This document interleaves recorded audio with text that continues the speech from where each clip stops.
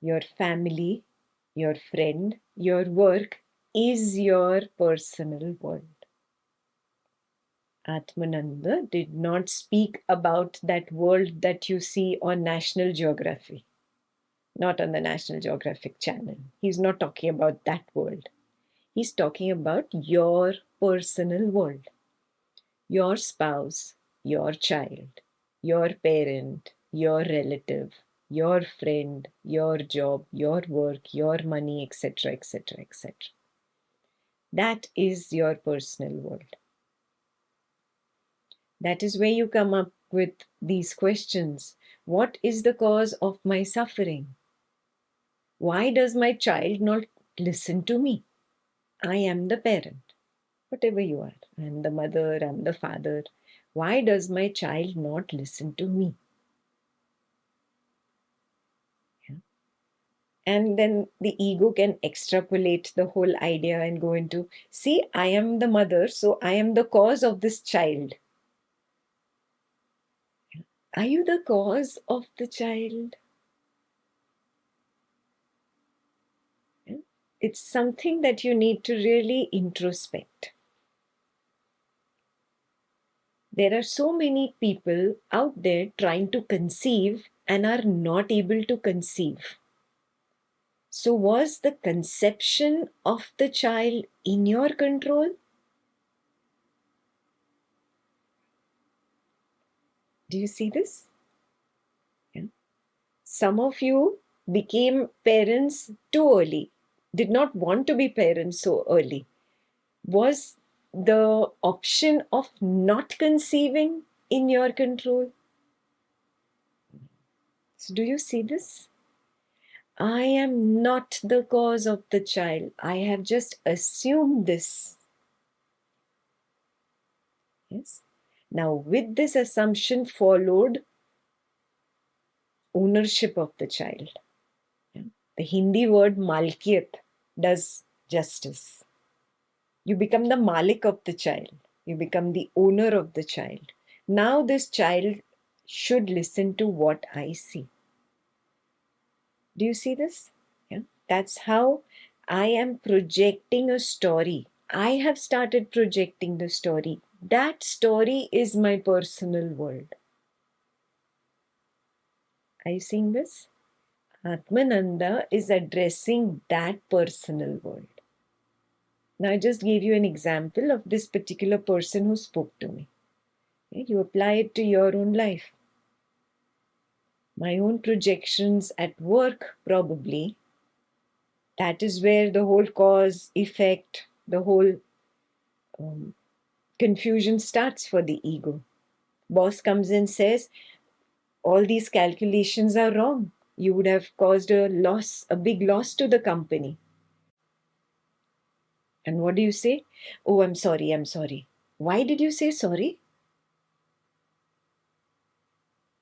When do you say sorry? Doership. It stems from doership. Because there is a preceding belief, I did this. I made this error or whatever has happened. Because of the sense of doership comes the regret or the guilt. And this whole story is created. This is my personal world projection. This is what Atmananda is talking about. There is a sense of doership when you think that you have caused something to happen. Cause always has a hidden sense of doership behind it. Yeah. Cause is also an idea. The sense of doership is also an idea. Are you seeing this?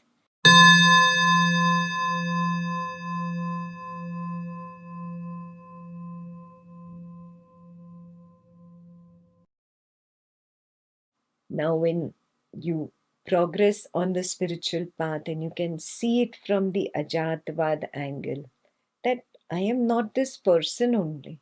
So the sense of doership also starts fading away. and you see everything as a happening. A good event comes, it plays, and it goes away.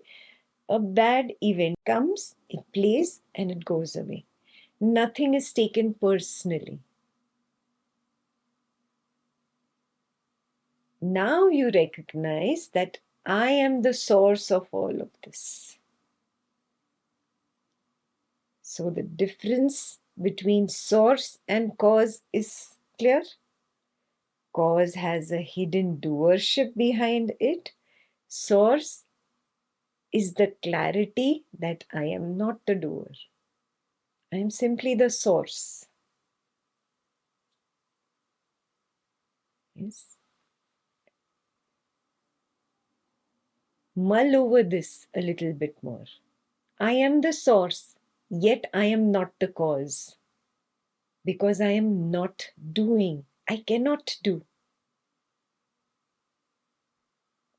Yet this is not outside of me.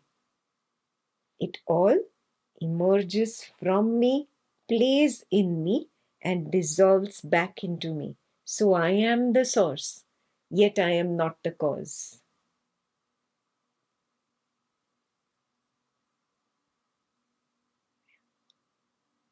Dive deeper into this truth and be with it.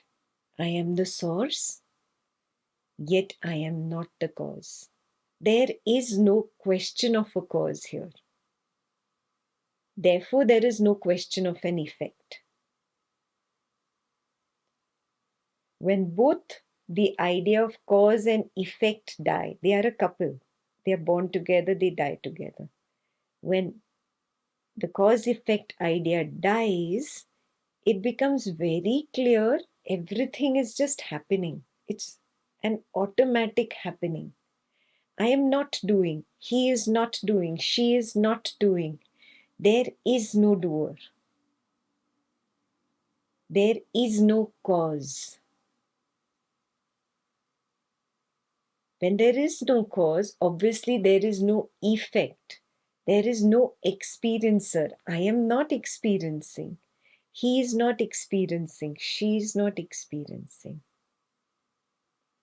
The source cannot be the cause. The source cannot be the effect.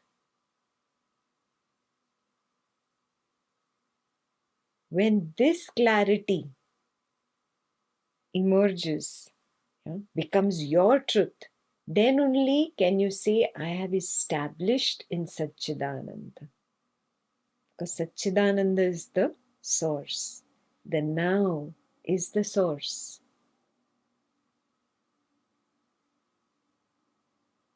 Clear?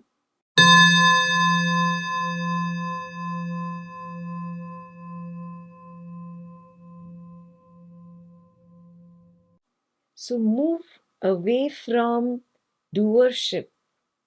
This whole idea of doership is a joker's costume, that the ego wears again and again. And it changes this costume per its own convenience. When something good has happened, it wants to claim ownership of the good event, the pleasant thing, because it wants the credit. It wants you to appreciate me. So it says, see, I did it.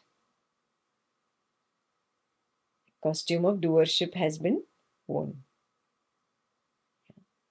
And then there are times when you're just walking with a tray of fruit in your hand and the tray slips and you say, oh, I didn't do anything. It just happened. Suddenly you have changed your party from doership to non-doership. Do you see this? The costume of doership is worn and removed at convenience. This needs to be intricately observed.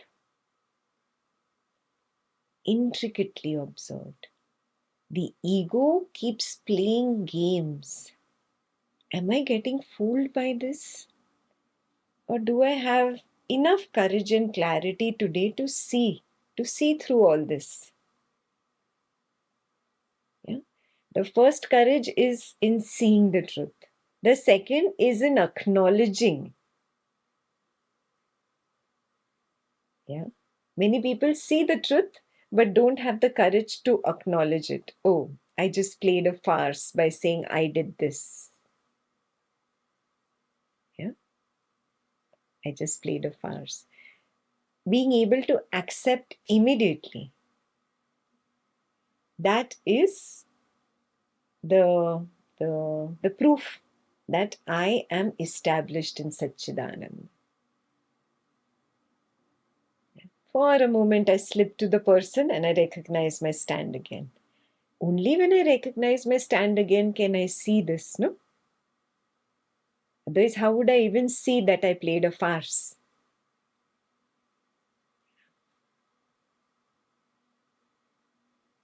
So become more and more observant of this tendency of the ego. At its own convenience, it assumes doership and says, I am the cause. At its own convenience, it discards doership and says, I am not the cause. There is no cause and effect. It is all happening. Yeah. Observe these two shuttling stands of the ego and have the courage to acknowledge, okay, this was a farce. I just played farce. The more you acknowledge it, the intensity, or let's say its strength to hold you, will weaken. The roots will weaken. And you'll come to a point where there is no more lying, no more farce.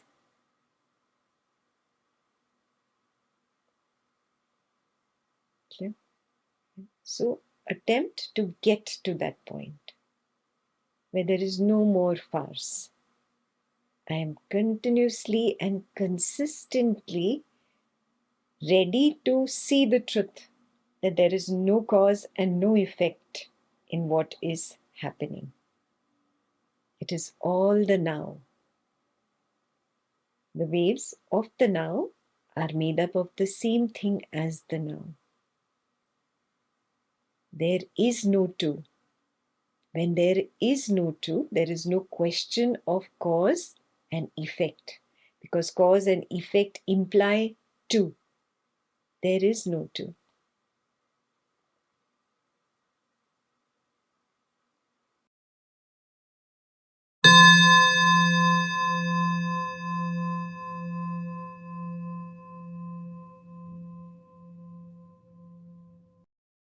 A lot of us have this self-beating tendency. See, I did this. I am wrong.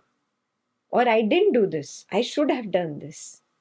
In both, I am assuming doership, no?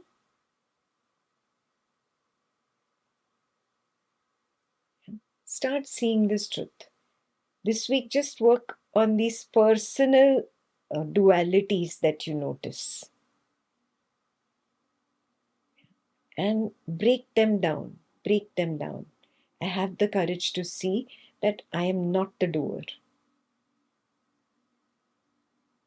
Even if this person called Ekta had done that action, then also what must be would have been. If this person called Ekta had not done this or done this, it would not change anything. Because I am not this person called Ekta only.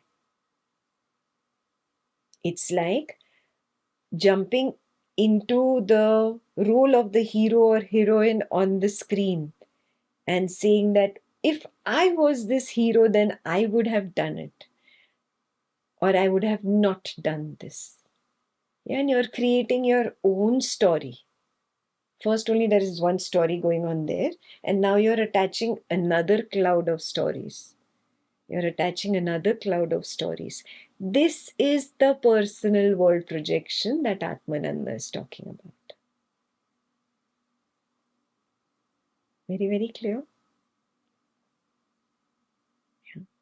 It's all stemming from a false sense of doership. What is.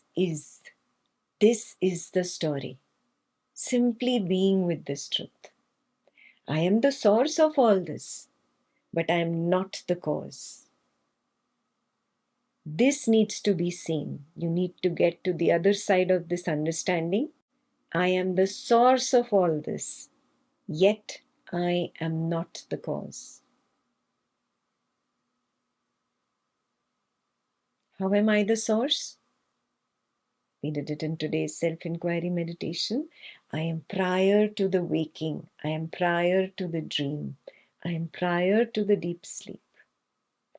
I am prior to all these manifestations which I consider as my personal world. I am the source from which these emerge. They are made of me and they dissolve back into me. I am the totality. So I am the source, yet I am not the cause. Because cause implies doership. In the source, there is no doership. Does the sun in the sky say, I am going to shine brightly today? I am the shiner. I am the doer. No, it is simply the source of light. There is no doing in it. Yeah. It is its nature. So I have to start recognizing this truth that projection of the waking, dreaming, and deep sleep is my nature. I am the source of it all. I am not the cause. I am not doing it. It is happening. Yeah. You cannot go to a flower and tell the flower, stop blooming. The flower will say, I am not blooming. I am not doing anything. I simply am. No, you stop spreading your petals. It's not in my hands. I am not the doer. Do you get it? You are not the doer. You cannot stop spreading those beautiful petals of waking, dreaming, and deep sleep. It is not in your control. You are the source, not the cause.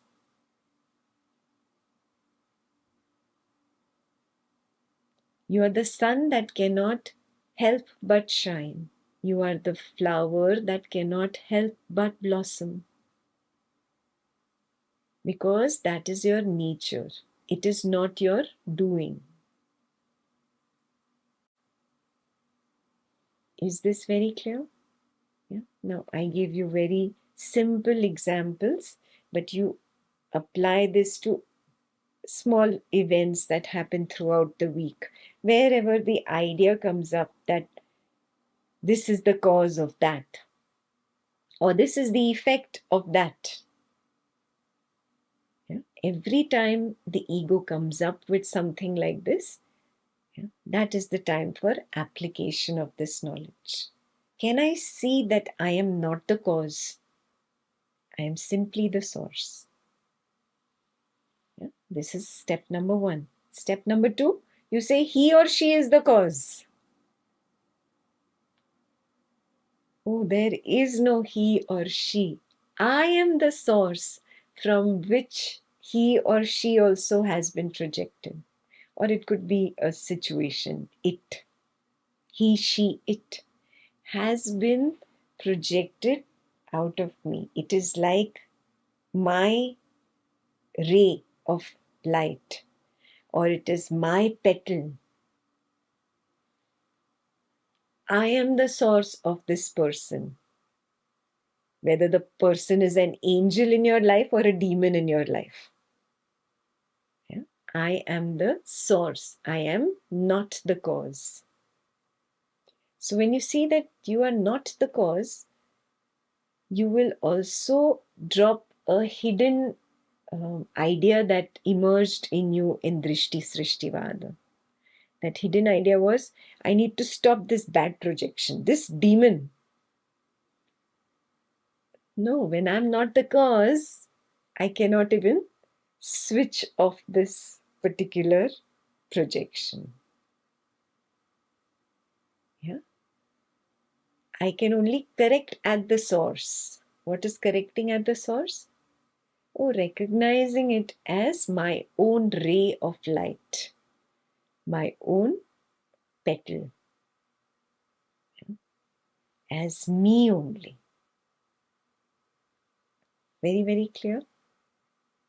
Cause effect is clear. Difference between cause and source is clear.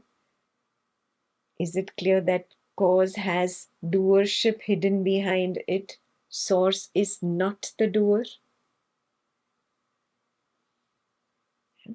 And did you recognize the cunningness of the ego when it tries to say that, I'm the doer in this situation, and in this situation, I'm not the doer?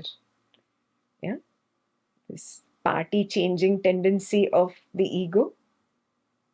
Yes. So, if all these points are very clear, this is our homework for this week. Atmananda was not talking about the world that you see on the National Geographic channel. He's talking about your own personal world. So, apply this chapter 2 to your own personal world projection. Very clear?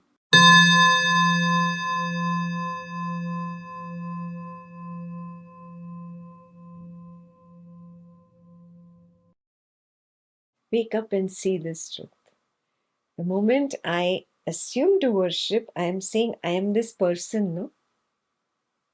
This is the main wrong. From here, whatever happens is going to be wrong. So, this is where it begins. The wrong idea of I am the waking person. That's where the correction has to happen. Oh, no, I am not this person. I am prior to this person. I am the now. I am the totality. Yes, this part cannot explain the total, the complete. Okay.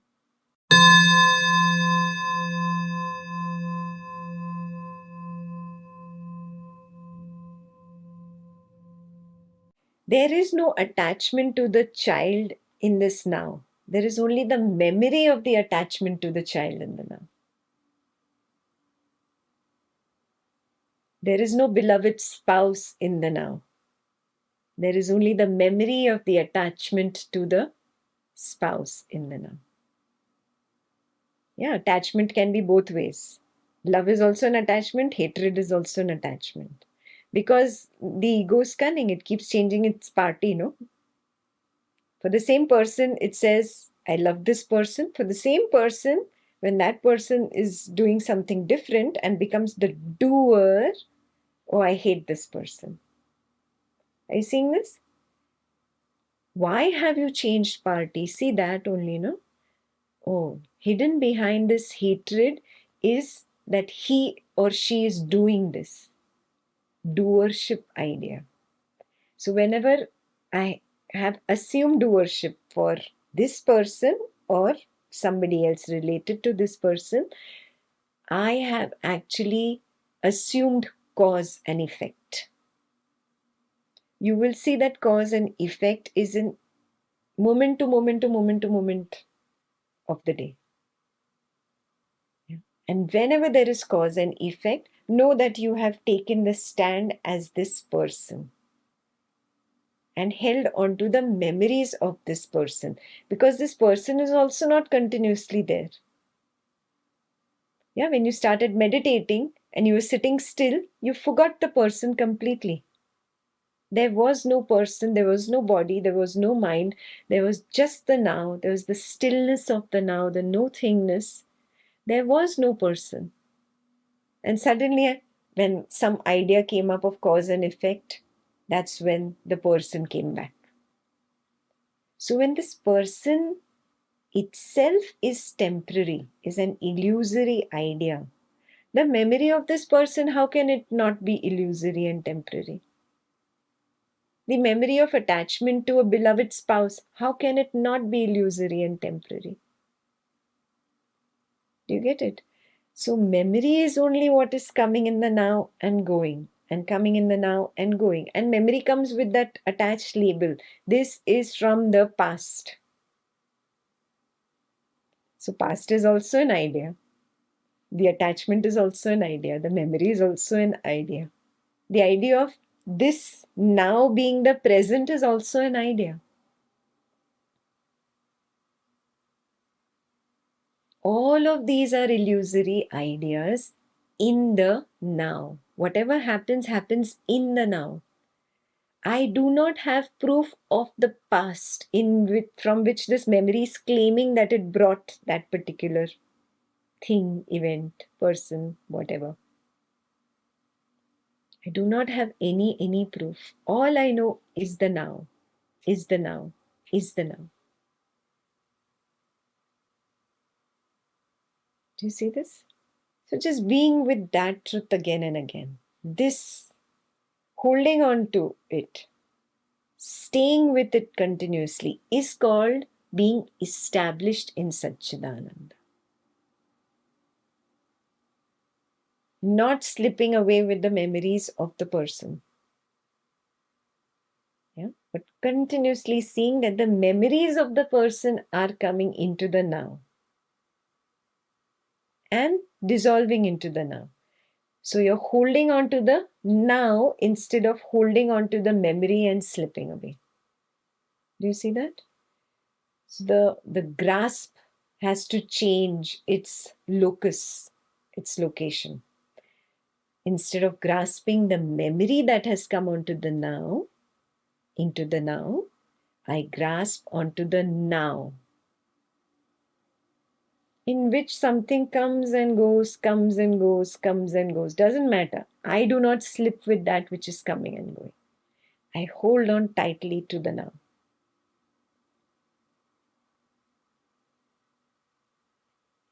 This should be our next milestone to gauge our own spiritual progress.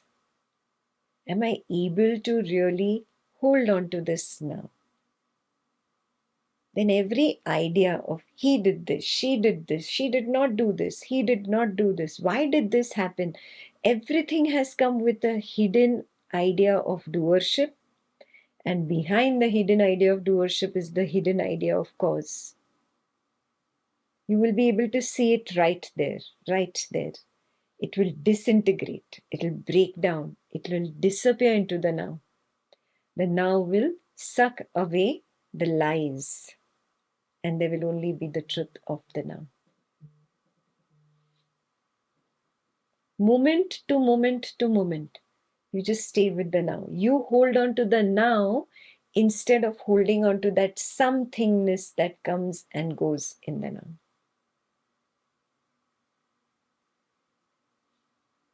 Very clear.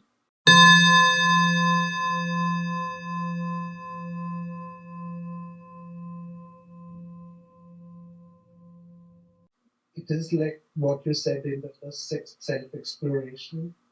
We take the pure consciousness, the Satchidananda, and see the uh, truth of every object, like of the objects which are arising. A picture arose in me. It is like uh, with the band of pure consciousness, you touch everything of the Satchidananda. Beautiful. The same, it's exactly the same thing. Yeah. Beautiful. Pamir Potter. And he has the wand of Satchidananda in his hands. Beautiful. This is also a good way to remind yourself. Can I just use the wand of Satchidananda? Beautiful analogy.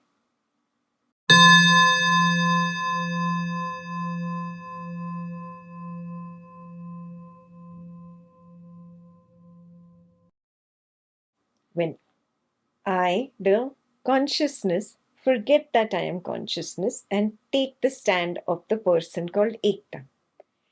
Ekta has a desire, I want to eat pizza. No pizza opportunity throughout the day. Yeah. It's late in the night. Ekta goes to sleep. Memory is still there. Memory of what? The desire. That is all that is remaining. There was no pizza. There is no Ekta also. Yes. Once the dream state starts, there is no Ekta, the person who had the desire. There is simply the memory retained. Where is memory retained? By knowingness itself. Knowingness has all the knowledge. The source is what has projected the ray of light. Correct? So the source is the bank, the power bank that stores all this light, that has that light, from which the light projects. Clear? So the memory belongs to the source. Memory does not belong to this body, mind person called Ekta. Yeah?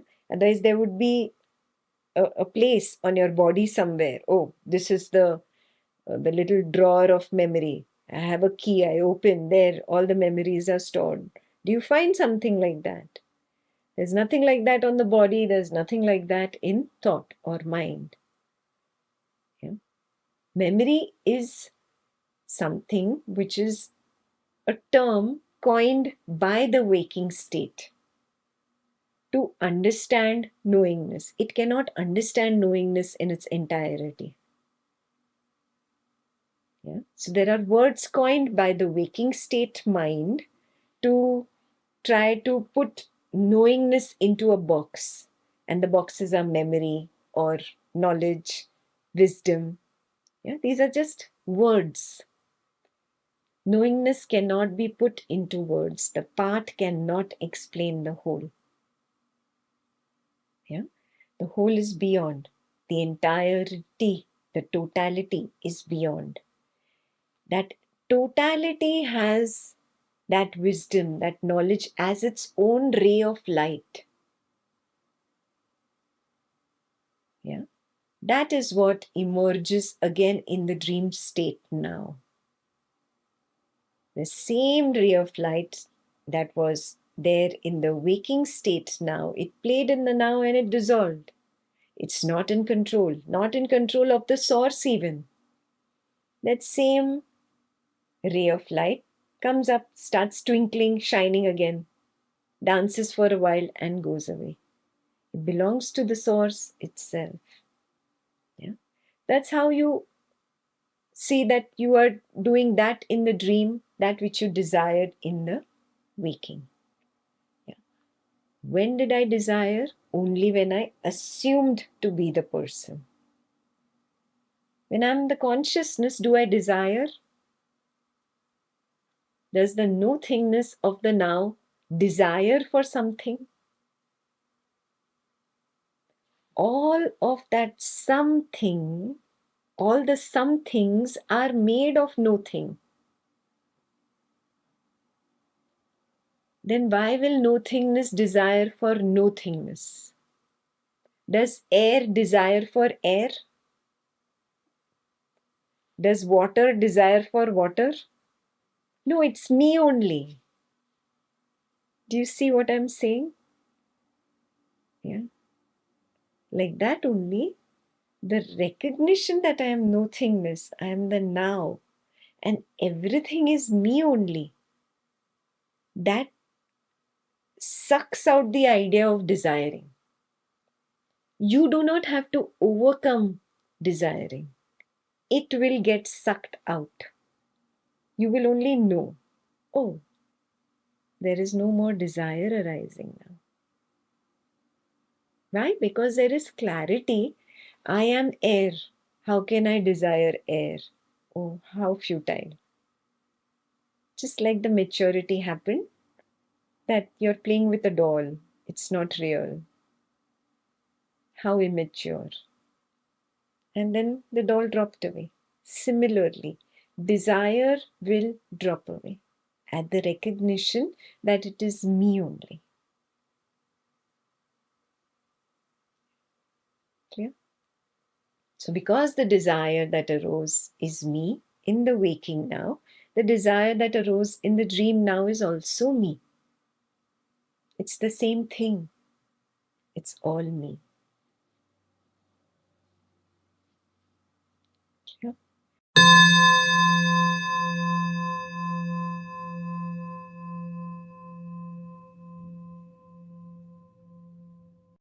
What is desire? Yeah, you feel that that food will be the cause for pleasure for me.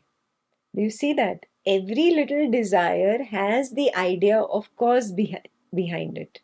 Every idea of cause has the idea of doership or experiencership behind it. Yeah. When you come down one level deeper and one level deeper and break down everything, and you realize, oh, there is no cause, there is no effect. Experiencing is an effect, doing is a cause. I am simply the source. So, what allowing and what resisting? Anyway, that those were just words. Nothing was happening. Nothing was happening. Yeah. That is peace. That is the true meaning of Ananda. That is the true meaning of happiness. Do you get it? The real happiness is this. You actually come to the recognition that there is no question of me having to allow it or to resist it. There wasn't anything happening by me allowing, and there wasn't anything not happening just by my resistance. That was another story that clouded my vision of the truth. Yeah, now you stop clouding your own vision. You drop these ideas because they just keep making everything blurry. They don't let me see the now. And this becomes more and more and more clear. Then there is no doing, no happening, no experiencing, tasting, desiring. All this is what? When you drop both this story and that story, cause, effect, doership, experiencership, yeah, pleasantness, unpleasantness, all ideas just crumble, disintegrate, dissolve, get sucked into the now. You're left with absolutely nothingness of the now. And it's so beautiful then. Then there's nothing clouding my vision. That makes it Ananda. Do you see this? That makes everything so easy, light. I'm not burdened anymore. I don't have to do something or I don't have to stop something from happening. This whole struggle, this drops away. And the dropping away of that unnecessary struggle is Ananda. Okay.